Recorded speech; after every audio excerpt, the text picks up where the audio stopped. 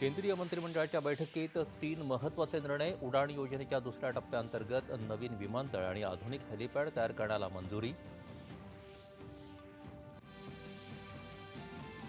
लोकसभेत वित्त विधेयक मंजूर. विधेयकात मध्यम वर्गासाठी अनेक महत्त्वपूर्ण पावलं. एमएसएमई, शेतकरी आणि सहकारी संस्थांना सक्षम करण्यावर भर. वित्तमंत्र्यांचं प्रतिपादन. भूराजकीय तणावाच्या परिस्थितीत देखील 2026-27 या आर्थिक वर्षात भारताचा आर्थिक वाढीचा दर 7.1% स्थिर राहील. S&P ग्लोबल संस्थेचा अंदाज. पश्चिम आशियातल्या संकटाच्या पार्श्वभूमीवर आज केंद्र सरकारनं बोलावली सर्वपक्षीय बैठक. संकटात मार्ग काढण्याच्या उपायांवर या बैठकीत चर्चा अपेक्षित. 26 राज्यात 22,000 टन व्यावसायिक LPG वितरण. कोणत्याही पेट्रोल पंपावर तुटवडा नाही, त्यामुळे घाबरून खरेदी करणं टाळावं. पेट्रोलियम मंत्रालयाचं आवाहन.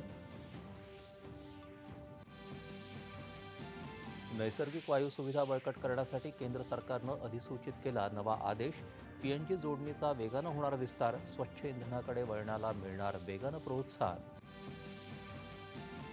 युद्ध संपवण्यासह अणुकार्यक्रम नष्ट करण्याच्या उद्देशानं अमेरिकेनं इराणला पाठवला व्यापक 15 कलमी प्रस्ताव. होर्मुझची सामुद्रधुनी पूर्णपणे पुन्हा खुली करण्याची मागणी. भारतीय न्याय संहिता महाराष्ट्र सुधारणा विधेयक 2026 विधिमंडळात बहुमतानं मंजूर. महिलांच्या लैंगिक छळाच्या व्याख्येत ऑनलाईन त्रासही समाविष्ट करण्याची विधेयकात तरतूद. विविध महामंडळांच्या योजना एकत्रित करून लाडक्या बहिणींना व्यवसाय सुरू करण्यासाठी अर्थसहाय्य देणार. मुख्यमंत्र्यांची विधान परिषदेत घोषणा. कांदा प्रश्न कायमस्वरूपी निकाली काढण्याकरता दीर्घकालीन पर्यायांची अंमलबजावणी करण्यासाठी सचिवस्तरीय समितीनं उपाययोजना करावी. मुख्यमंत्री देवेंद्र फडणवीस यांच्या सूचना.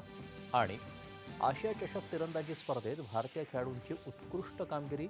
कंपाऊंड पुरुष आणि रिकर्व्ह महिला प्रकारात कांस्य पदकाची कमाई. नमस्कार.